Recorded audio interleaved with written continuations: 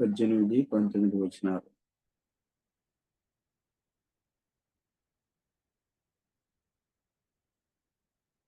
ఎవరు లేరయ్యా? బైబిల్ తీసుకోలేదా?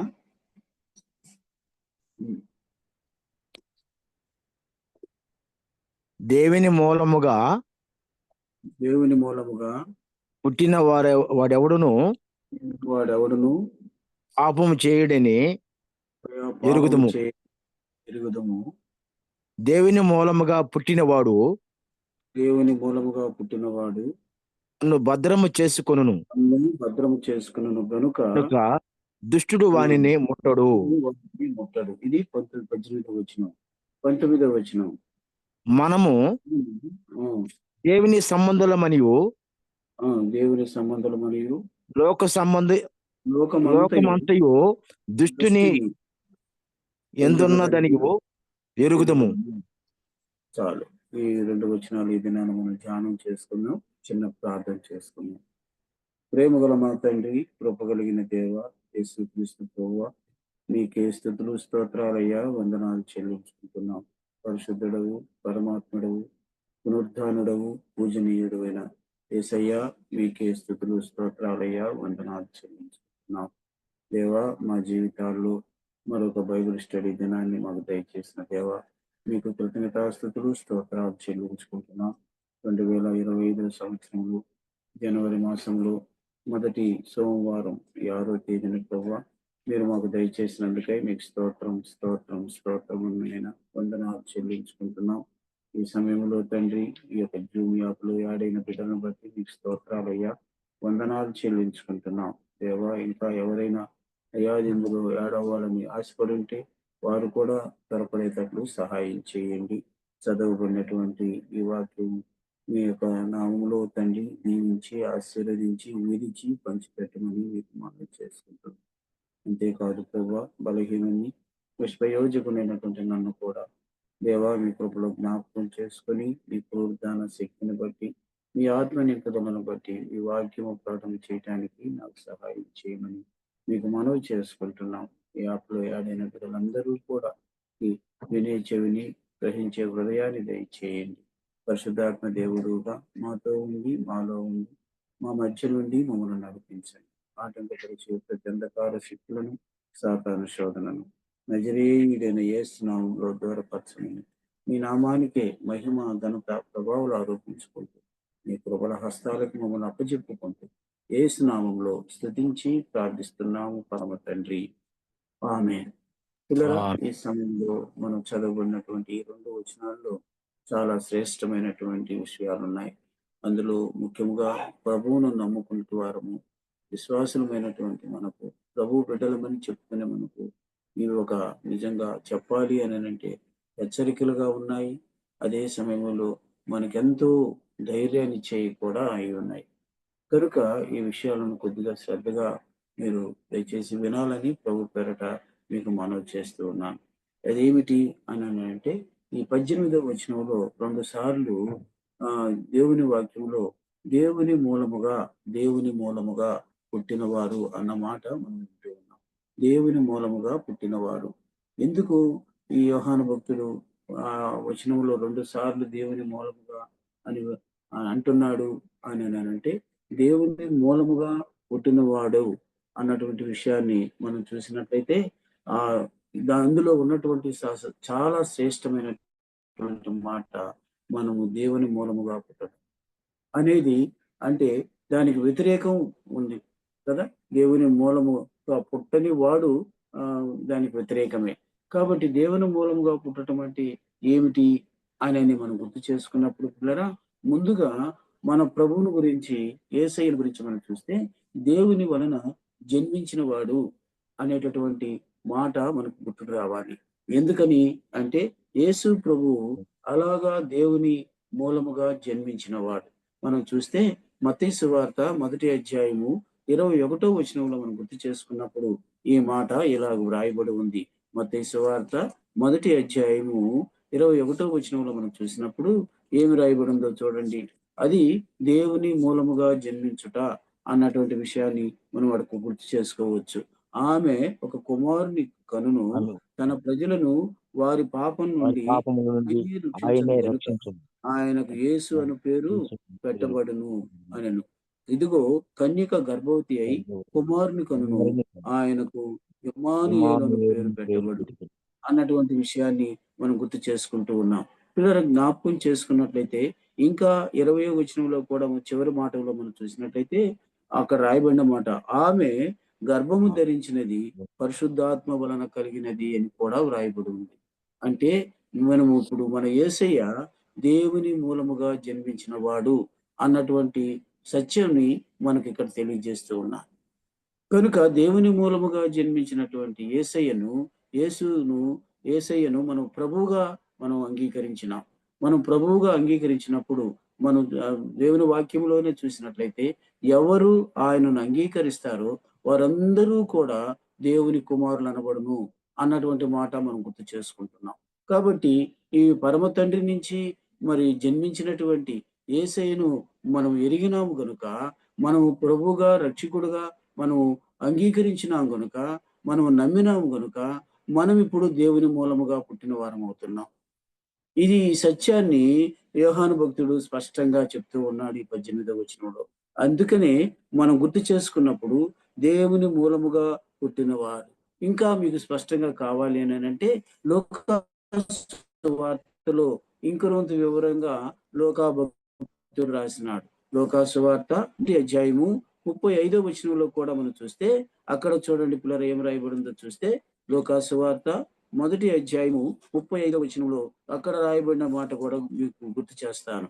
ఎందుకనంటే స్పష్టంగా మనకు తెలియాలి, మనము దేవుని మూలముగా పుట్టిన వారము అన్నటువంటి ఆ ధైర్యము, ఆ నమ్మకము మనలో కలగకే ఇవి మనం తెలుసుకోవాల్సిన వారు ఉంటున్నాం. 35వ వచనంలో మనం చూసినప్పుడు అక్కడ చూడండి పిల్లలు ఏం రాయబడిందో, ఆ దూత పరిశుద్ధాత్మ నీ మీదికి వచ్చును, సర్వోన్నతుని శక్తి సర్వోన్నతుని శక్తి నిన్ను కమ్ముకొను గనుక పరిశుద్ధుడై అక్కడ దేవుని కుమారుడు అనబడును. యేసయ్యను గురించి చూసినట్లయితే ఆయన పరిశుద్ధుడు, దేవుని కుమారుడు అనబడును అని రాయబడు. ఇంకొంత స్పష్టంగా మనకు కావాలి అని అంటే అపోస్తలుడైన పౌలు కూడా గలతీయులకు రాసిన పత్రికలో 4వ అధ్యాయము 4వ వచనంలో ఇలా అంటున్నాడు. గలతీయులకు రాసిన పత్రిక 4వ అధ్యాయము 4వ వచనము 5వ వచనం కలిసి ఉన్నాయి, అయినా చదువుకుందాం.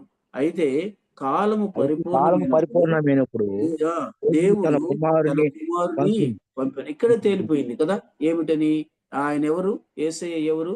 దేవుని కుమారుడు, దేవుని మూలముగా పుట్టినవాడు. కాబట్టి ఆయన్ని ఎరిగినటువంటి మనము కూడా దేవుని కుమారులము, దేవుని ఎరిగిన వారం అవుతున్నాము. గనుక పిల్లరా ఇంకా స్పష్టంగా చూసినట్లయితే ఆయన స్త్రీ యందు పుట్టి మనము దత్తపుత్రులము కావాలని ధర్మశాస్త్రమును లోబడి ఉన్న వారిని విమోచించుటకై ధర్మశాస్త్రమునకు ఆయన లోబని వాడాయను అని రాయబడి ఉంది. కాబట్టి మనము ఈ 3 రెఫరెన్స్లలో కూడా మనం చూసినట్లయితే మత్తయి కావచ్చు, లూకా కావచ్చు, అపోస్తలుడైన పౌలు కావచ్చు, ఈ ముగ్గురు కూడా స్పష్టంగా చెప్తున్న మాట ఏమిటంటే దేవుని మూలముగా పుట్టినటువంటి యేసయ్యను మనం నమ్మినాం కాబట్టి మనము దేవుని మూలముగా పుట్టిన వారమని మనకు స్పష్టంగా తెలియజేయబడుతూ ఉంది కదండి. ఇది మనకు ప్రారంభంలో ఆ 18వ వచనంలో ప్రారంభంలో ఉన్నటువంటి మాట. కాబట్టి ఇప్పుడు ఆ దేవుని మూలముగా పుట్టిన వారిలో ఉన్నటువంటి ప్రయోజనాలు మనం గుర్తు చేసుకుందాం. మొదటిగా అంటే ఉపయోగాలు మనం గుర్తు చేసుకుందాం. ఏమిటట మొదటిది అని మనం చూసినట్లయితే దేవుని మూలముగా పుట్టినవాడు కదండి ఏం చేసుకుంటాడు? పాపము చేయడని ఎరుగుదుము అంటున్నాడు. కాబట్టి దేవుని మూలముగా పుట్టినవాడు, దేవుని ప్రభువును మన సొంత రక్షకుడిగా అంగీకరించినటువంటి వారికి మొట్టమొదటి ప్రయోజనం ఏమిటి? అది ఏమిటి అని అంటే మనము పాపము చేయమన్నటువంటి ధైర్యం చెయ్యం కూడా. అది అక్కడ మనకు స్పష్టంగా తెలియజేయబడుతూ ఉన్నది. రెండవ లక్షణం ఏమిటి? రెండవ ప్రయోజనం ఏమిటి అని అంటే అక్కడే రాయబడి ఉంది, దేవుని మూలముగా పుట్టినవాడు తన్ను భద్రము చేసుకొనును కదండి. పాపము చేయుడు. రెండోది ఏమిటంట? తన్ను భద్రము చేసుకుంటాడు, దేవుడే అతనిని భద్రం చేస్తాడు. 2 విధాలా ఉంది. ఎందుకని? ఒక విశ్వాసి తన్ను భద్రం చేసుకుంటాడు, ఆ సమయంలో దేవుడు కూడా అతనిని భద్రపరుస్తాడు. కాబట్టి ఈ 2 ప్రయోజనాలు దేవుని మూలంగా పుట్టిన వారికి ఉన్నదన్న సంగతిని ఈ 18వ వచనంలో మనం చూడగలుగుతున్నాం ప్రియులారా. అందుకే మనం చూసినట్లయితే దేవుని మూలముగా పుట్టినవాడు అన్న దానికి కూడా ఒక సందర్భాన్ని మీ ముందుకు తీసుకొని వస్తాను.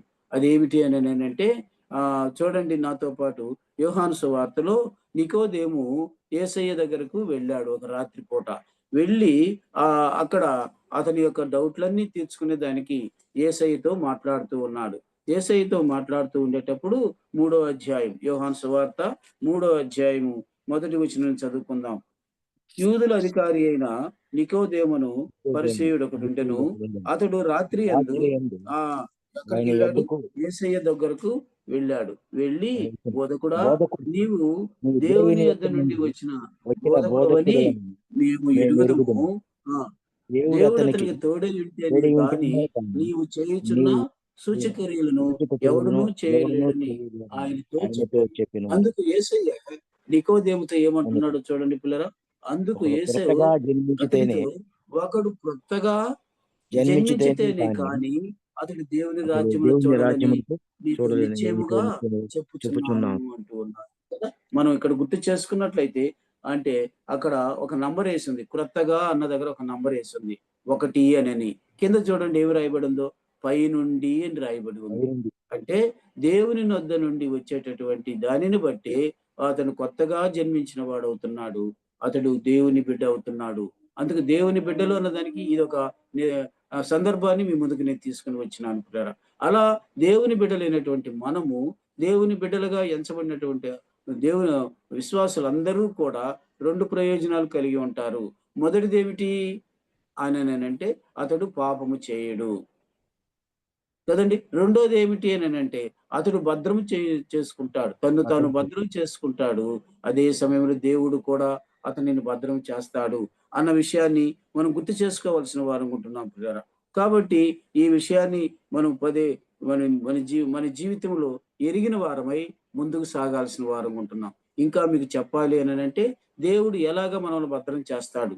యేసయ్యే ఈ మాట చెప్పినాడు. చూస్తారా? నాతో పాటు యోహాను సువార్తలోనే 10వ అధ్యాయంలో ఈ మాట రాయబడి ఉంది. చూడండి ఎంత స్పష్టంగా యేసయ్య నిత్య జీవాన్ని గురించి చెప్తూ ఈ మాట అంటూ ఉన్నాడు. ఏమంటున్నాడో చూడండి పిల్లరా. 10వ అధ్యాయము 28వ వచనం.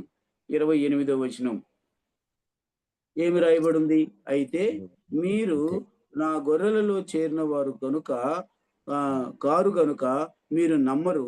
నా గొర్రెలు నా స్వరము వినును. కదండి! అది 26 కదా! 28 చూద్దాం. నేను వాటికి నిత్య జీవమునిస్తున్నాను జీవముని గనుక ఆ! అని అవి ఎన్నటికిని నశింపవు. నశింపవు. ఇంకో మాట అంటున్నాడు ఎవడునూ చూడండి. ఎవడును వాటిని నా నా చేతిలో చేతిలో నుండి నుండి అపహరింపడు. అపహరింపడు. కదండి! అది దేవుడు మనల్ని భద్రం చేయటం అంటే. మనల్ని మనం భద్రం చేసుకుంటాము దేవుని బిడ్డలముగా.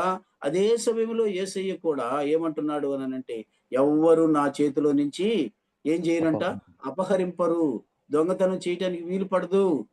దొంగ దొంగ దోచుకున్న విషయాన్ని వేరే ఉండొచ్చు కూడా గాక.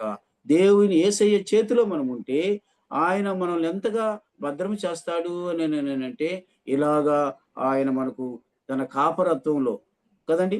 తన యొక్క ఇదిలో మనము ఆయన మందలో మనం ఉన్నాం గనుక తప్పనిసరిగా ఆయన ఆ మాట చెప్తూ ఉన్నాడు. మరొకసారి చెప్తాను. నేను వాటికి నిత్య జీవమునిచ్చుచున్నాను గనుక అవి ఎన్నటికిని నశింపవు. అది మొదటిది. రెండో మాట అంటున్నాడు. ఏమంటున్నాడు? ఎవడును వాటిని నా చేతిలో నుండి అపహరింపడు. ఎవరు వీళ్ళు? ఎవరిని గురించి చెప్తున్నాడు? అంటే దేవుని మూలముగా పుట్టినటువంటి వారిని గురించి. యేసు ప్రభునందు విశ్వాసం ఉంచిన వారి మీద ఇంత గొప్ప భద్రత ఉందన్న సంగతిని మనం గుర్తు చేసుకోవాల్సిన వారం ఉన్నాం ప్రియులారా. అంతేకాదు ఆ ప్రభువు మనల్ని ఉగ్రత నుంచి విడిపించినాడు. కదండి! భద్రం చేసినాడు. ఇప్పుడు నశించిపోవటానికి వీలు లేకుండా మనకు ఆయన భద్రం చేస్తున్నాడు. చూస్తారా? నాతో పాటు రోమీయులకు రాసిన పత్రికలో మనం చూస్తే అపోస్తలుడైన పౌలు ఈ విషయాన్ని 5వ అధ్యాయంలో ఇలా చెప్తున్నాడు చూడండి ప్రియులారా.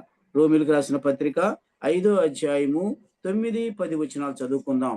5వ అధ్యాయము 9, 10 వచనాలు ఏమి రాయబడి ఉందో చూడండి ప్రియులారా. కాబట్టి ఆ! ఆయన ఆయన రక్తము వలన ఇప్పుడు నీతిమంతులుగా తీర్చబడి కదండి. ఆయన మరి రక్తము వలన మనం నీతిమంతులుగా తీర్చబడి తీర్చబడ్డాము. మరింత అంతేకాదు నిశ్చయముగా ఇంకేం రాయబడింది అని మనం ఆయన ద్వారా చూసినట్లయితే మరింత నిశ్చయముగా, మరింత నిశ్చయముగా ఆయన ఆయన ద్వారా ద్వారా ఉగ్రత ఉగ్రత నుండి నుండి రక్షింపబడ్డాం. రక్షింపబడుదుము. అది మనకు భద్రత దేవుడిచ్చినాడండి. అంతేకాదు ఏలయనగా శత్రువులమై ఉండగా బలముగా ఆయన శత్రువులుగా కుమారుని ఆయన కుమారుని మరణము ద్వారా మనము మరణము ద్వారా దేవునితో మనము దేవునితో సమాధానపరచబడిన సమాధానపరచబడిన వారమై వారమై కదండి. ఆయన ఆయన జీవించుట చేత జీవించును. మరి నిశ్చయముగా మనం నిశ్చయముగా రక్షింపబడ్డాం. రెండు రక్షింపబడుతుంది. సార్లు ఈ రెండో వచనాల్లో మనకు చూడుతున్నాం. రక్షింపబడ్డాం. ఉగ్రత నుండి రక్షింపబడ్డాం. అదే సమయంలో ప్రియులారా మనం సమాధానపరచబడిన వారమై మనం ముందుకు సాగుతూ ఉన్నాం. కాబట్టి ఇలాగా మనం గుర్తు చేసుకున్నట్లయితే మనము మనల్ని మనం భద్రం చేసుకోవటమే కాకుండా మన ప్రభువు మనల్ని భద్రపరిచేవాడుగా ఉంటూ ఉన్నాడు. ఇంతటి గొప్ప స్థితి దేవుని బిడ్డలైనటువంటి దేవుడు మనకు అనుగ్రహించినాడన్న సంగతిని మనం గుర్తు చేసుకోవాల్సిన వారం ఉంటున్నాం. అందుకనే యోధా పత్రికలో కూడా మనం గుర్తు చేసుకున్నట్లయితే అది ఒకే ఒక అధ్యాయము. ఆ అధ్యాయంలో చివరి వచనంలో ఇలా చెప్తూ ఉన్నాడు. చూస్తారా? మనం చూస్తే అక్కడ యోధా పత్రికలో కూడా ఏమి రాయబడిందో చూడండి. ప్రకటన గ్రంథానికి ముందు ఉంటుంది. ఏమి రాయబడిందో చూడండి. చివరి వచనం అంటే 24, 25 వచనాల్లో మనం చూస్తే మన దేవుడు ఎలాగ మనల్ని భద్రపరుస్తున్నాడో అన్నటువంటి విషయాన్ని ఇక్కడ మనం చూడొచ్చు. ఏమంటున్నాడో చూడండి. తొట్టిల్లకుండా తొట్టిల్లకుండా మిమ్మును మిమ్మును కాపాడుటకును కాపాడు ఆ! ఆ! తన తన మహిమ మహిమ ఎదుట ఎదుట ఆనందముతో ఆనందముతో మిమ్మును మిమ్మును నిర్దోషులుగాను నిర్దోషులుగా నిలువ నిలువబెట్టుటకును పెట్టుటకు శక్తిగల శక్తిగల మన మన రక్షకుడైన రక్షకుడైన అద్వితీయ అద్వితీయ దేవునికి దేవునికి స్తోత్రం. మన ఎంత శక్తి దేవుడైన ఉందంట ఆయనకి యేసుక్రీస్తు చెప్పండి. ద్వారా ఆయన మూలముగా పుట్టిన వారిని ఏం చేస్తాడంట ఆయన? తొట్టిల్లకుండా కాపాడతాడు. తొట్టిల్లకుండా కాపాడుతాడు. అంటే చూడండి అందుకని భద్రం చేయటం అన్న దానికి నేను చెప్తున్నానన్నమాట. మనల్ని మనం భద్రం చేసుకోవాలి. మన ప్రభువు అలాగా మనల్ని భద్రపరుస్తాడు. ఆయన చేతిలో నుంచి ఎవ్వరు దోచుకోవటానికి లేకుండా అంతగా ఆయన మనల్ని కాపాడుతాడు. ఇక్కడ చెప్తున్నాడు యోధా భక్తుడు ఏమంటున్నాడో తెలుసా? నే తొట్టిల్లకుండా మిమ్మును కాపాడుటకును తన మహిమ ఎదుట ఆనందముతో మిమ్మును నిర్దోషులుగా నిలవబెట్టుటకును శక్తిగల మన రక్షకుడైన అద్వితీయ దేవుడు అంటున్నాడు. అంతేకాదు మన ప్రభువైన యేసుక్రీస్తు ద్వారా మహిమయు, మహాత్యమును, ఆధిపత్యమును, అధికారమును యుగములకు పూర్వమును ఇప్పుడును సర్వయుగములను కలుగును గాక అంటున్నాడు. ఈ చివరిలో ఈ ఆశీర్వచనమైన ఇందులో ఎంత భద్రత ఉందో ఒక్కసారి మనం ఆలోచన చేయొచ్చు.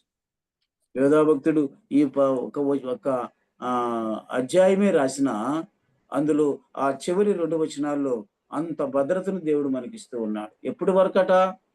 యుగ యుగముల వరకు. యుగములో ఆయన ఎదుట మనం నిందారహితులుగా నిలబడేంత వరకు కూడా ఆయన మనల్ని తొట్టిల్లకుండా కాపాడతాడు. కదండి! తొట్టిల్లకుండా కాపాడుటకు తన మహిమ ఎదుట ఆనందముతో మనల్ని నిలబెట్టే దాని కొరకై ఆయన మనల్ని భద్రపరిచేవాడు ఉంటున్నాడు. పిల్లలు ఇప్పుడు చెప్పండి యోహాను భక్తుడు చెప్తున్నటువంటి ఆ 18వ వచనంలో మనం చూసినప్పుడైతే ఎంతగా మనము ఆయన నామములో ముందుకు సాగుతున్నామో ఒక్కసారి ఆలోచన చేయాలని ప్రభు పేరట మీకు మనవి చేస్తూ ఉన్నాను. ప్రియులారా ఈ సమయంలో గుర్తు చేసుకుందాం. దేవుడు మనకిచ్చినటువంటి ఈ ఉన్నతమైన స్థితిని మనం ఎప్పుడూ కూడా మర్చిపోకూడదు. ఎందుకనంటే మనం ఎవరి చాటున ఉన్నాం? ఎవరి చాటున ఉన్నాం? అన్నది కూడా మీ ముందుకు నేను తీసుకొని వస్తాను. చూడండి పిల్లరా 91వ కీర్తన 91వ కీర్తన 11వ వచనంలో మనం చూసినట్లయితే మరొకసారి ఈ భద్రతను మనం గుర్తు చేసుకోవచ్చు. 91వ కీర్తన 11వ వచనంలో వ్రాయబడిన మాట చూడండి. మన మార్గములన్నిటిలో కూడా ఏం చేస్తాడంట ఆయన? చూడండి 91వ కీర్తన నీ మార్గములన్నీ అన్నిటిలో నీ నిన్ను మార్గములన్నిటిలో నిన్ను కాపాడుటకు ఆయన ఆయన నిన్ను నిన్ను గూర్చి గూర్చి తన దూతలకు ఆజ్ఞాపించును. ఆజ్ఞాపిస్తున్నాడు. అది భద్రత కదా! బాగా గుర్తు చేసుకున్నట్లయితే ప్రియులారా ఇంతటి గొప్ప స్థితిని దేవుని దగ్గర నుంచి మనం కలిగి ఉన్నాం.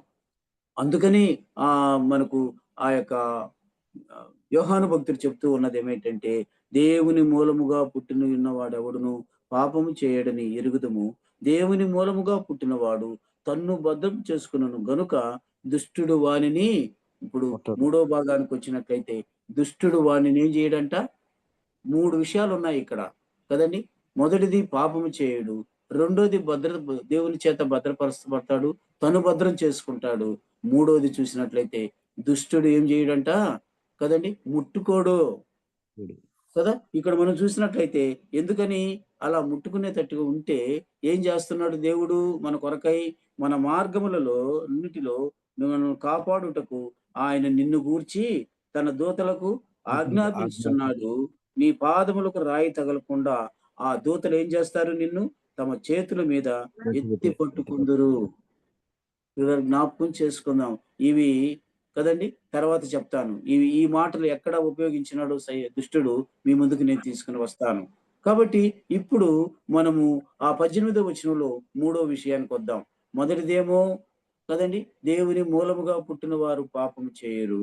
రెండవది దేవుని మూలముగా పుట్టినవాడు తన్ను భద్రపరుచుకుంటాడు. అంతేకాదు దేవుడు అతన్ని భద్రపరుస్తాడు. మూడవదిగా మనం చూసినట్లయితే దుష్టుడు వానిని ముట్టడు. చూసారా ఎంత ధైర్యము దేవుని మాటలు మనకు ఉన్నాయో ఒక్కసారి ఆలోచన చేయండి. ఎంత గొప్ప భద్రత వాగ్దానం దేవుడు మనకి ఇచ్చినాడో చూడండి. దుష్టుడు మనల్ని ముట్టకుండా ఉండేదాని కొరకు మన మార్గములన్నిటిలో కూడా దేవుడు తన దూతకు ఆజ్ఞాపించేవాడు ఉన్నాడు. మన పాదములకు రాయి తగలకుండా వారు మనల్ని ఎత్తి పట్టుకుంటారని రాయబడి ఉంది. మన జీవితంలో ఒక్కసారి మనం తలుచుకుంటే నిజమే, ప్రాణాపాయపు స్థితిలో ఉన్నప్పుడు, యాక్సిడెంట్లు జరిగినప్పుడు, అనారోగ్య పరిస్థితులు వచ్చినప్పుడు, వీళ్ళరా అలాంటి భయంకరమైన పరిస్థితుల్లో కూడా దేవుడు మన ఎడల చూపినటువంటి ఆ మహాప్రేమ, ఆ కృప, ఆ ఉచితమైన కృప మన ఎడల ఎంతో గొప్పది పిల్లరా. దానిని మర్చిపోకూడదు మనం. గనుకనే ఈ సమయంలో గుర్తు చేసుకుందాం, మనము దుష్టుడు మనల్ని ముట్టకుండా కాపాడే దేవుడు ఆయన. ఆ దుష్టుని నుండి మనం ముట్టకుండా చేసేదాని కొరకే మరొకసారి మనం చూసినట్లయితే కదండి, ఇదే 91వ కీర్తనలో ఆ మాట ఉంది. 121వ కీర్తనలో కూడా ఏముందో చూడండి. మనం చూసినట్లయితే 121వ కీర్తనలో మనం చూసినప్పుడు అక్కడ రాయబడిన మాట చూడండి. 91వ కీర్తనలో మనం చూసినప్పుడు మన మార్గములన్నిటిలో కదండి 3వ మాటకు వచ్చినాం మనం, దుష్టుడు మనల్ని ముట్టడు అన్న దానికోసం. మరి అక్కడే చూడండి 121వ కీర్తన 3వ వచనంలో మనం చూసినట్లయితే అక్కడ రాయబడిన మాట చూడండి. దుష్టుడు మనల్ని ముట్టకుండా ఉండేదాని కొరకు ఆయన ఏం చేస్తున్నాడో మన కొరకు చూస్తే ఆయన నీ పాదము ఆ తొట్టులనీయడు, ఆయన నీ పాదమును ఏం తొట్టులనీయడు. చేయదు. 121వ కీర్తన కదండి 3 వచనం మనం చూసినట్లయితే అక్కడ రాయబడిన మాట నిన్ను కాపాడువాడు ఆ కదండి, కునుకడు, మనల్ని కాపాడువాడు ఎలాంటి వాడు, కునుకడు కదండి. నిన్ను కాపాడువాడు కునుకడు అని రాయబడి ఉంది కదా. 23వ వచనంలో ఆయన నీ పాదము తొట్టిల్లనీయుడు. ఇందాకనే చెప్పాను యోధా పత్రికలో రాయబడిన మాట, తొట్టిల్లియకుండా కాపాడే దేవుడు మన దేవుడు. ఇక్కడ మనం చూసినట్లయితే మన పాదమును కూడా బెడిసిపడినవాడు. అంతగా ఆయన మన యొక్క జీవితంలో చాలినంత దేవుడుగా ఉన్నాడన్న సంగతిని మనం గుర్తిరగాల్సిన వారంగా ఉంటున్నాం. ఏదోలే నమ్ముకున్నాము, అలా దినాలు గడిచిపోతున్నాయని కాదు, కానీ దేవుడు నీ ఎడల నా ఎడల, ఆయన నమ్ముకున్న దేవుని బిడ్డల అందరి ఎడల ఆయన ఎంత గొప్ప ప్రణాళిక కలిగి ఉన్నాడో ఒక్కసారి ఆలోచన చేయండి. ఎంత గొప్ప ఉద్దేశం కలిగి ఉన్నాడో ఒకసారి మనం ఆలోచన చేయాల్సిన వారు.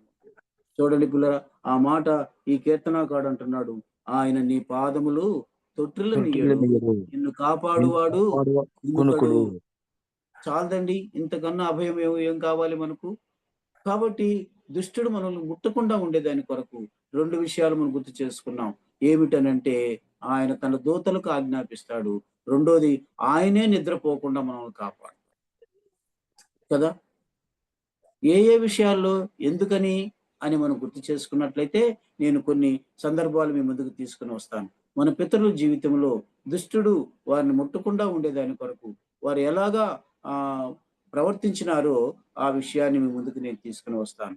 మొదటిగా చూడండి పిల్లరా, మనము ఆది కాండములో విశ్వాసులకు తండ్రి అయినటువంటి అబ్రహాము గురించి ఏమి రాయబడిందో చూద్దాం. ఆది కాండము 14వ అధ్యాయము 22వ వచనం మనం చూస్తే అక్కడ రాయబడిన మాట చూడండి పిల్లరా. 14వ అధ్యాయము 22వ వచనంలో ఏం జరిగింది అనంటే, అబ్రహాము ఆ తమ్ముడు అయినటువంటి సోదరుడైనటువంటి లోతు శత్రువుల చేతిలో చిక్కినాడు.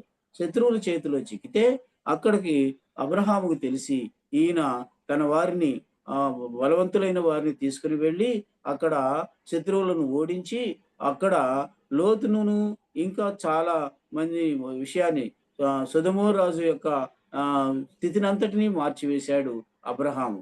ఇప్పుడు సొదొమ రాజు అబ్రహాము దగ్గరకు వచ్చి ఇలా అంటున్నాడు. అది ఇప్పుడు మనం చదవబోతున్నాం 22వ వచనంలో చూడండి. ఆది కాండము 14వ అధ్యాయము 22వ వచనం. అబ్రాము చదవండి. నేనే అబ్రామును ఆ, ధనవంతునిగా చేసినని నీవు చెప్పుకుంటున్నట్లు అంతకుముందు చదవండి. ఇంకా ఏమి రాయబడింది? ఏమడుగున్నాడు సొదొమ రాజు? ఏమన్నాడంటే ఇలా అన్నాడు, సొదొమ రాజు మనుషులను నాకేమో ఆస్తిని నీవే నాకిచ్చి తీసుకో అన్నాడా లేదా? ఉందా మాట? 21వ సొదొమ వచనంలో రాజు మనుషులను నాకిచ్చి ఆ ఆస్తిని నీవే తీసుకున్నామని అబ్రహాముతో చెప్పగా అనని సొదొమ రాజు అబ్రహామును అడిగినాడు. అబ్రహాం ఏం చెప్తున్నాడో చూడండి. నేనే అబ్రామును ధనవంతునిగా చేసిందని నీవు చెప్పుకున్నట్లు ఒక్క నూలు పోగైనను నాకు అవసరం లేదు కదా.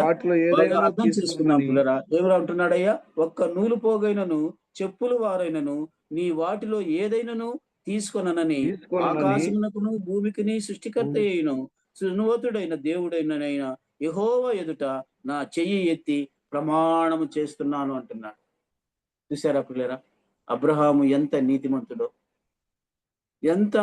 అందుకనే అబ్రహాములకు విశ్వాసులకు తండ్రి అయినాడు అబ్రహాం కదా. అంతేకాదు అబ్రహాముకి స్నేహితుడు అని పిలువబడ్డాడు. కారణం ఏమిటంటే ఇంతగా దుష్టుని చేతిలో పడకుండా కదండి. ఇప్పుడు సొదొమ రాజు అన్యుడు, అతడు ఎలాగైనా సరే కదండి ఏమడుగుతున్నాడు? మనుషులు నా ఆస్తిని నువ్వు తీసుకో, నీ కాడుండే బలవంతులైన మనుషులు నాకు ఇవ్వు అని అడుగుతున్నాడు. ఎక్కడికి వేసాడో చూడండి. ఎందుకని? అక్కడ శత్రువును జయించింది ఎవరు? అబ్రహాము దగ్గర ఉన్నటువంటి వ్యక్తులే, బలవంతులైన వారు.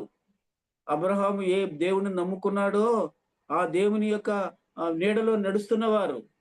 వాళ్ళను నాకివ్వు, మనుషులు నాకివ్వు, నా ఆస్తిరంతా తీసుకో అంటుంటే అబ్రహాం ఏమంటున్నాడయ్యా? చీకిరి నూలు పోగైనా నాకొద్దు, చెప్పులు వారైనా నాకొద్దు. నువ్వు ఒకవేళ రేపు ఏమంటావు అని అంటే అబ్రహాము ఆస్తిపరుడు అవటానికి కారణం నేనే అని నువ్వు చెప్పుకుంటావు. కానీ నా దేవుడు ఎలాంటి వాడు? చదవండి. ఎప్పుడు ఏం చెప్తున్నాడు అని మనం చూసినట్లయితే, ఆకాశమునకు, అది చదవండి చాలు, ఆకాశమునకును భూమికిని సృష్టికర్తయును సర్వోన్నతుడును దేవుడునైన యెహోవా ఎదుట ప్రమాణం చేసి దేవుడు ఎలాంటి వాడట? ఎలాంటి వాడు? ఒక్కసారి సొదొమ రాజు చేస్తున్నాడు వీళ్ళరా. అది మనము దుష్టుని మనకు ముట్టనీయకుండా చేయాలి అని అంటే అబ్రహాము లాగా కదండి. ఇతరులది ఏది ఆశించకుండా. సాతానుడు ఏం చేస్తాడంటే మనల్ని మభ్య పెడతాడు, ఆకర్షిస్తాడు. ఈ యొక్క సందర్భంలో మనం అది నేర్చుకోవాలి. ఎందుకనేనంటే దేవుని మూలముగా పుట్టిన వారం గనుక కదండి. మనల్ని మనం భద్రం చేసుకోవాలి గనుక, దుష్టుడు మనల్ని ముట్టకుండా ఉండాలి గనుక ఈ విషయాన్ని మనం గుర్తు చేసుకోవాల్సిన వారంగా ఉంటున్నాం పిల్లరా. కనుక ఈ సమయంలో మనం గుర్తు చేసుకున్నట్లయితే అబ్రహాము అలాగా దుష్టుని యొక్క ఆధీనంలో పడకుండా, ముట్టకుండా అతడు సరైనటువంటి సమాధానం చెప్పి సొదొమ రాజును బయటికి పంపించేసినాడు. మొదటిది. రెండవ వ్యక్తిని చెప్తాను చూడండి పిల్లరా, నాతో పాటు చూడండి పిల్లరా. మనం చూసినట్లయితే మొదటి రాజుల గ్రంథం 5వ అధ్యాయానికి వెళదాం. మొదటి రాజుల గ్రంథం 5వ అధ్యాయానికి వెళదాం. అక్కడ మొదటి రాజుల గ్రంథము 5వ అధ్యాయం అంటంతోటనే ఒక సైన్యాధిపతి మనకు కనిపిస్తాడు. అతడు ఎవరు అనంటే నయమాను. అతడు కుష్ఠరోగంతో ఉన్నాడు. ఆ కుష్ఠరోగంతో ఉన్నాడు కానీ ఎవరికీ తెలియదు, తనకు తన భార్యకి తప్ప ఆయనకున్నటువంటి కుష్ఠరోగం. అలాంటి పరిస్థితుల్లో ప్రియులరా జ్ఞాపకం చేసుకున్నట్లయితే అప్పుడు అక్కడికి ఇశ్రాయేలు చిన్నదిని తీసుకుని వచ్చి తన ఇంట్లో పెడితే ఆ ఇశ్రాయేలు చిన్నది ఆయనకు ఒక దారి చూపించింది. ఇశ్రాయేలు దేశంలో ఒక గొప్ప ప్రవక్త ఉన్నాడు. ఆ ప్రవక్త దగ్గరికి పోతే మన యజమానుడికి ఆ కుష్ఠరోగం పోతుందని చెప్పి దారి చూపించింది ఆ ఇశ్రాయేలు చిన్నది. ఇప్పుడు ఆ చిన్న బిడ్డ అయినా కూడా ఆమె మాట వాళ్ళు అంగీకరించి వారు ఆ నయమాను ఇశ్రాయేలు రాజు దగ్గరికి పోతే ఇశ్రాయేలు రాజు వేరే విధంగా ఆలోచించి తన బట్టలు చించుకొని ఓ డ్యూట్ అన్నాడు. అయితే అక్కడ ఉన్న వాళ్ళు చెప్పారు, నువ్వు కాదు బాబు కదా, మన దేశంలో ఇశ్రాయేల్ దేశంలో ఒక గొప్ప ప్రవక్త ఉన్నాడు, ఆయన ఎలీషా, ఆయన ఆ కొండ మీద ఉంటాడు, ఆయన దగ్గరికి పొమ్మని చెప్పినారు, ఈ లెటర్లో అది ఉండేది అని చెప్పి అక్కడికి పోయినారు. అక్కడికి పోతే ఆయనేమో కొండ మీద ఉన్నాడు, కింద ఎవరున్నారు అని అంటే ఈ యొక్క నయమాను ఉన్నాడు, సైన్యాధిపతి అయిన సిరియా సైన్యాధిపతి అయినటువంటి నయమాను అక్కడ ఉన్నాడు. ఇప్పుడు ఏమన్నారు చెప్తే ఈయన అనుకుంటున్నాడు, ఆయన ఆడిచి దిగి వచ్చి నా యొక్క కుష్ఠరోగం మీద చేయి పెడితే నాకు నయం అవుతుందని ఊహిస్తున్నాడు. అయితే అది జరగల. ఏం జరిగింది అని అంటే ఆ ప్రవక్త దైవజనుడైనటువంటి ఎలీషా ఇలా చెప్పాడు, ఏమి లేదు, అదిగో అక్కడ ఉన్నటువంటి యోర్దాను నదిలో 7 మార్లు మునగమను అని చెప్పినాడు. ఇదంతా జరిగినటువంటి చరిత్ర. ఇవన్నీ జరిగిన తర్వాత అలాగూ కొంత ఆయన కోపడ్డా కూడా నయమాను మరలా అక్కడ ఉన్న పని వాళ్ళు చెప్పిన తర్వాత ఆ యొక్క నదిలో మునిగినాడు 7 మార్లు. అప్పుడు పసిపిల్లల దేహంలాగా మారిపోయింది. చాలా కృతజ్ఞత కలిగిన వాడై, ఎంత కృతజ్ఞత కలిగినాడంటే నిజముగా నా జీవితంలో నేను ఇలాంటి మార్పు పొందలేను, ఇదంతా కూడా ఇశ్రాయేలు దేవుడు ఎలీషా దేవుడైనటువంటి ఆయన చేసిన పనే, కాబట్టి ఎలీషాకు కృతజ్ఞతగా కొంత సొమ్ము ఇవ్వాలి అని అనుకున్నాడు. చూడండి ఇప్పుడు 5వ అధ్యాయము 15-16 వచనాలు చూడండి. మొదటి రాజుల గ్రంథం 5వ అధ్యాయం. మరియు సొలొమోనుకు అయ్యా 5వ అధ్యాయము 15వ వచనం 16వ వచనం. మరియు సొలొమోనుకు అదే అయ్యా మొదట ఏది చూస్తున్నావు? మొదటి రాజుల గ్రంథమేనా? మొదటి రాజుల గ్రంథం 5వ అధ్యాయము 5వ అధ్యాయమా? క్షమించండి, 2వ రాజుల గ్రంథం 2వ రాజుల గ్రంథం 5వ అధ్యాయం అయ్యా 15-16 వచనాలు ఏమి రాయబడి ఉంది? అప్పుడు అతడు తన పరివారంతో కూడా దైవజనుని దగ్గరకు తిరిగి వచ్చి అతని ముందర నిలిచి ఏమడుగుతున్నాడో చూడండి, చిత్తగించము, ఇశ్రాయేలులోనున్న దేవుడు తప్ప. చూడండి ఏమంటున్నాడు చూడండి పిల్లరా, ఇశ్రాయేలులోనున్న దేవుడు తప్ప లోకమంతటి యందును మరి ఒక దేవుడు లేడని నేను ఎరుగుదును. చూడండి, ఒక విగ్రహారాధికుడు మరి ఒక అన్య రాజ్యంలో సైన్యాధిపతిగా ఉన్నవాడు, ఈయన నోట గుండా వచ్చినటువంటి గొప్ప మాట ఏమిటో చూడండి, గొప్ప సాక్ష్యం ఏమిటో చూడండి కదా. ఎలీషా ప్రవక్త దగ్గర, ఎలీషా దైవజనుడి దగ్గర ఈయన చెప్తున్న మాట ఏమిటి అని అంటే, మరొకసారి చదువుకుందాం పిల్ల. ఇశ్రాయేలీలోనున్న దేవుడు తప్ప కదండి, ఇశ్రాయేలీలో ఉన్న దేవుడు తప్ప లోకమంతటి యందును మరి యొక్క దేవుడు లేడని నేను ఎరుగుదును. ఇప్పుడు నీవు నీ దాసుడనైన నా యొద్దకు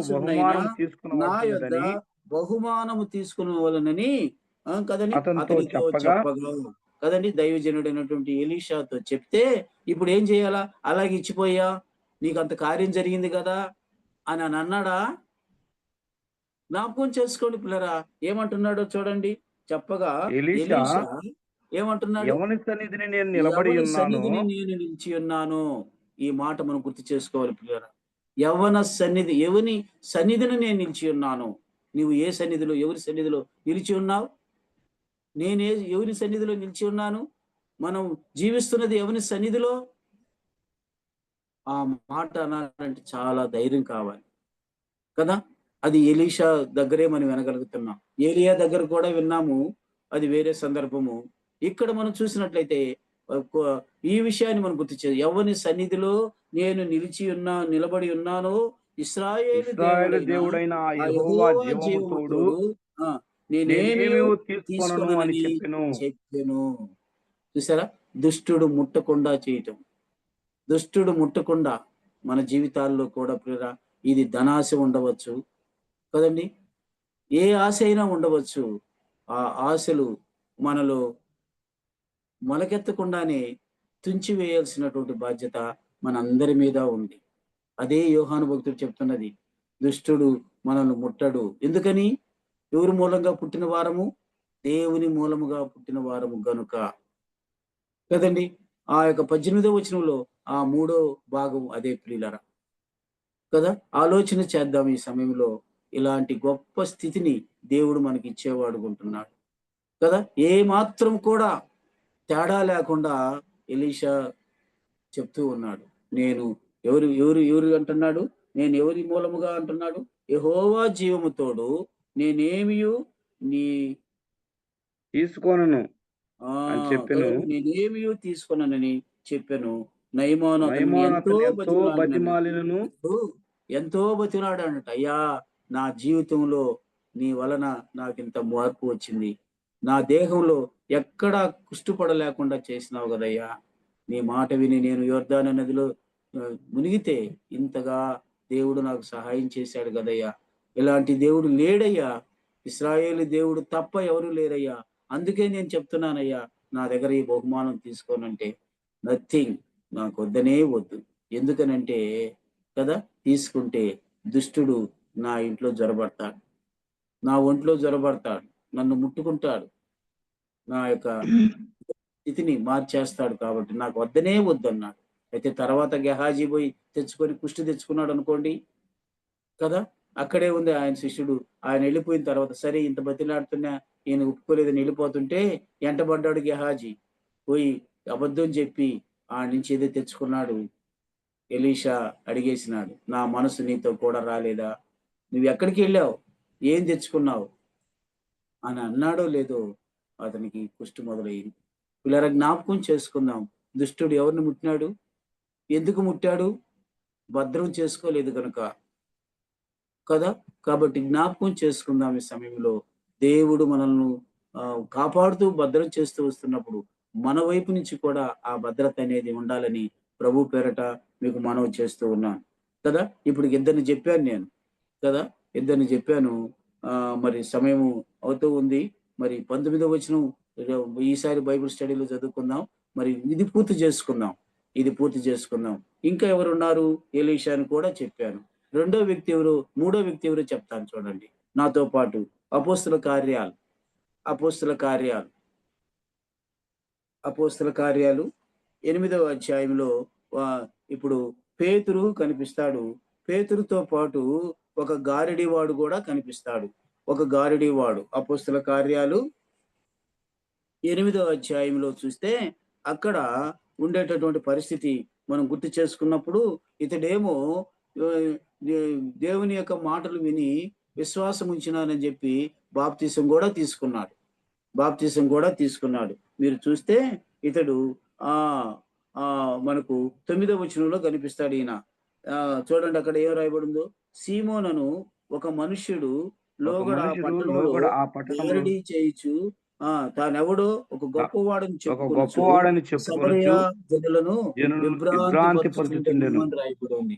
ఇలాంటి గారడీ చేసేవాడు ఏం జరిగింది అని అంటే, ఈ పేతురు వారు వచ్చి అక్కడ సువార్త చెప్తే అతడు విన్నాడు. దేవుని వాక్యం 14వ వచనానికి వచ్చేటప్పటికి చూడండి, సమరయ వారు దేవుని వాక్యమును అంగీకరించినని అపోస్తలులు విని పేతురును యోహానును వారి యొద్దకు పంపిరి అని రాయబడి ఉంది. వీరు వచ్చి వారు పరిశుద్ధాత్మను పొందవలనని వారి కొరకు ప్రార్థన చేసిరి. అంతకు ముందు వారిలో ఎవని మీదను ఆయన దిగి ఉండలేదు. వారు ప్రభువైన యేసు నామమున బాప్తిసం మాత్రమే పొంది ఉండిరి అని రాయబడి ఉంది. అప్పుడు పేతురు యోహానులు వారి మీద చేతులుంచగా వారు పరిశుద్ధాత్మను పొందిరి అని రాయబడి ఉంది. ఆ తర్వాత చూడండి, ఇలాగా అపోస్తలులు చేతులుంచుట వలన పరిశుద్ధాత్మ అనుగ్రహింపబడినని సీమోను చూచి, మీకు చెప్తున్నాను ఇప్పుడు చూడండి, వారి ఎదుట ద్రవ్యము పెట్టి ద్రవ్యం పెట్టి నేను ఎవరి మీద నేను చేతులు ఎవరి మీద ఉంచుదునో చేతులుంచుదునో వాడు వాడు ఏం చేయమంటున్నాడు? వాడు పొందినట్లు పరిశుద్ధాత్మను పొందినట్లు ఈ ఈ అధికారం నాకు అధికారము నాకు ఈడని అడిగెను. అడుగుతున్నాడండి. పేతురు యోహానులు అడుగుతున్నాడు, డబ్బు పెట్టి అడుగుతున్నాడు. ఇక్కడ కూడా అదే లంచమే కదా. అక్కడ మనం చూస్తే ఇప్పుడు ఏం చేస్తున్నారు వీళ్ళు?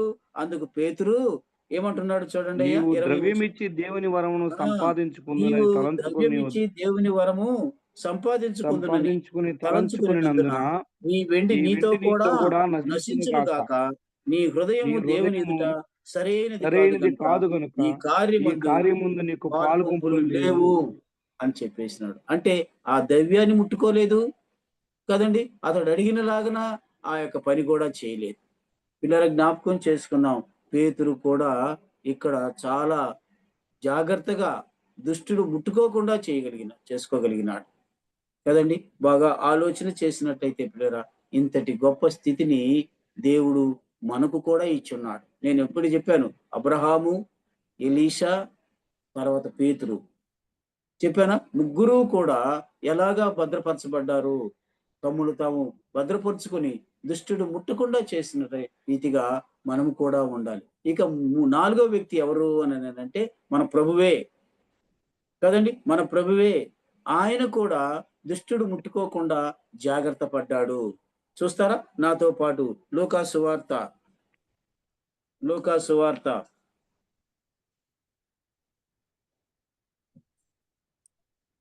4వ అధ్యాయం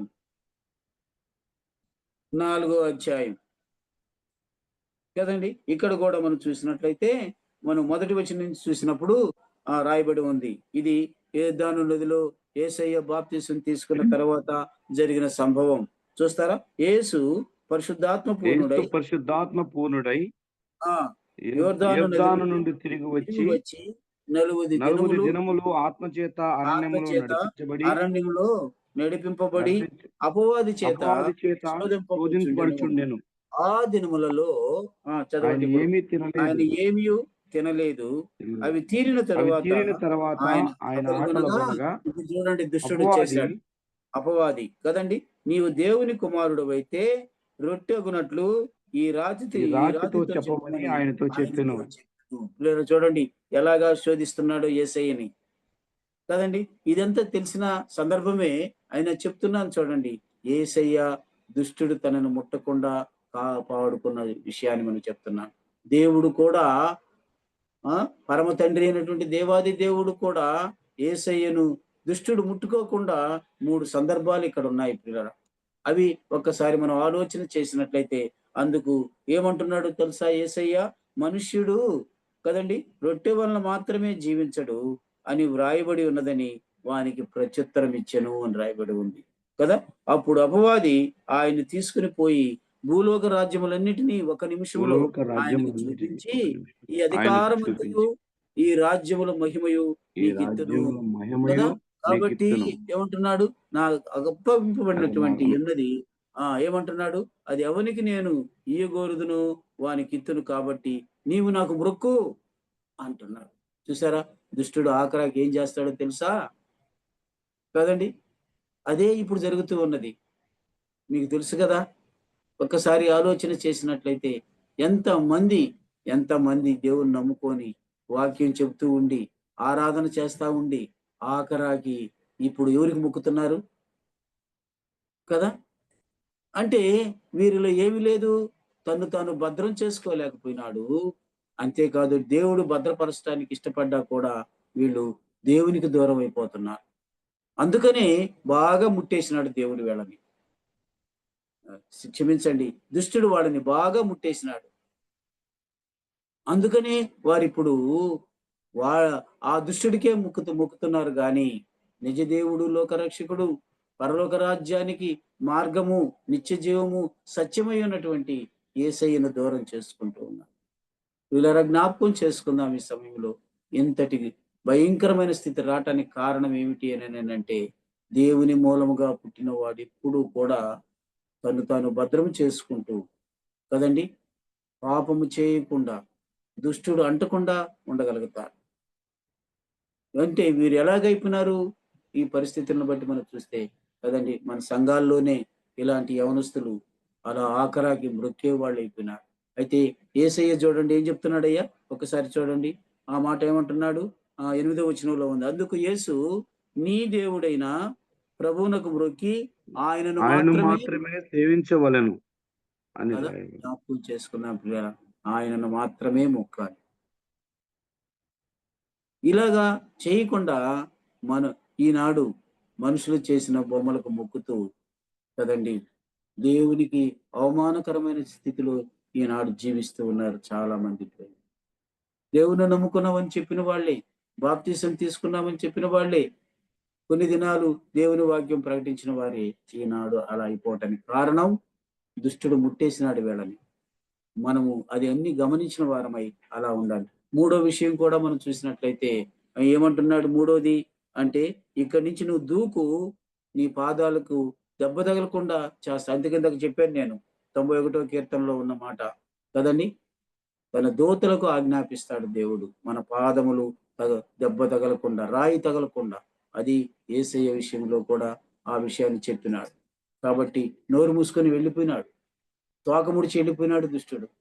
ప్రియ సహోదరుడా, సహోదరి, ఇంతవరకే 18 వచ్చిన వరకే ఈ దినాన్ని ధ్యానం చేసుకున్నాం. దయచేసి గమనించండి. అందులో ఉన్నటువంటి 3 విషయాలు మనం గుర్తు చేసుకోవచ్చు. మొదటిది ఏమిటి? కదండి! దేవుని మూలముగా పుట్టినవాడు పాపము చేయడు. దేవుని మూలముగా పుట్టినవాడు తన్ను భద్రపరుచుకుంటాడు. దేవుని మూలముగా పుట్టిన వాడిని దుష్టుడు ముట్టనే ముట్టడు. ముట్టినా మరి వాడిని లొంగిపోకుండా ముందుకు సాగుతారు. ఈ 3 విషయాలే మీ ముందుకు నేను తీసుకొని వచ్చినాను. అందులో నలుగురిని చెప్పినాను. మొదట అబ్రహాము, రెండోది ఎలీషా, మూడోది పేతురు, నాలుగవది మన ప్రభువైన యేసు. కాబట్టి ఆలోచన చేద్దాం. నేను 18, 19 వచనాలు చదివిపించినాను గాని 18 వచనంతోనే మనకు సమయం అయిపోయింది గనుక నేను ముగిస్తున్నాను. దేవుడి కొద్ది మాటలు మన కొరకై దీవించును గాక. అందరికీ ప్రభునామములో వందనాలు.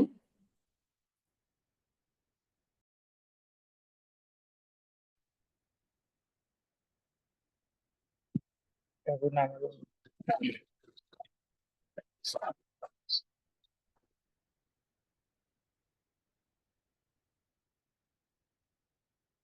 ప్రభునామములో మీకు అందరికీ వందనాలు.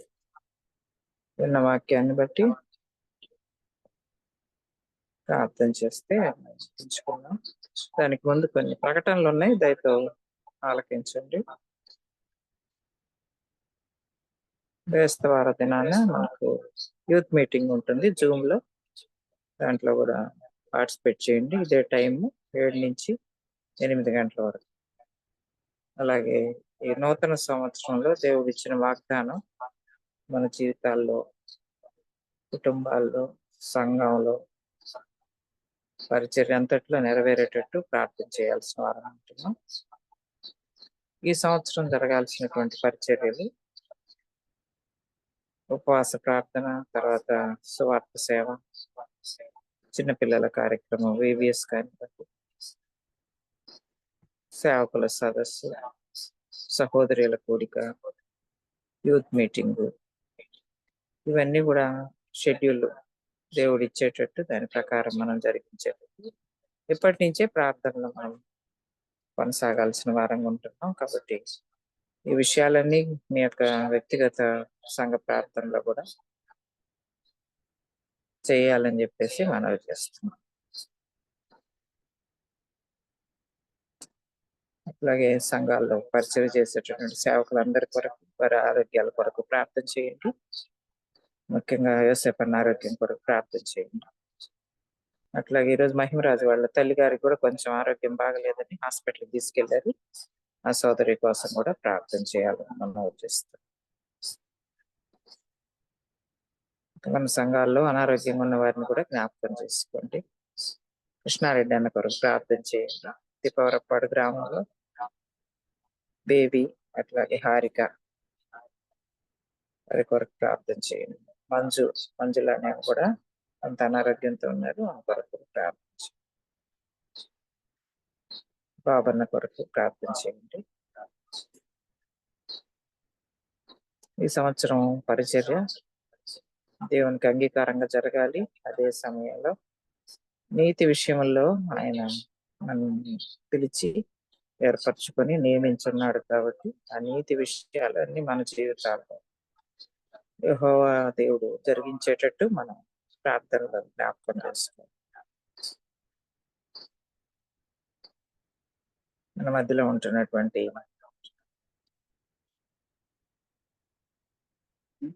ప్రార్థన చేయండి.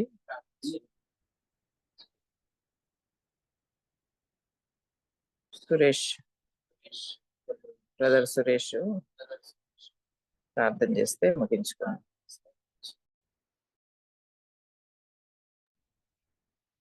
ప్రార్థన చేసుకుందామండి. అందరి తనలో ఉంచినట్లయితే.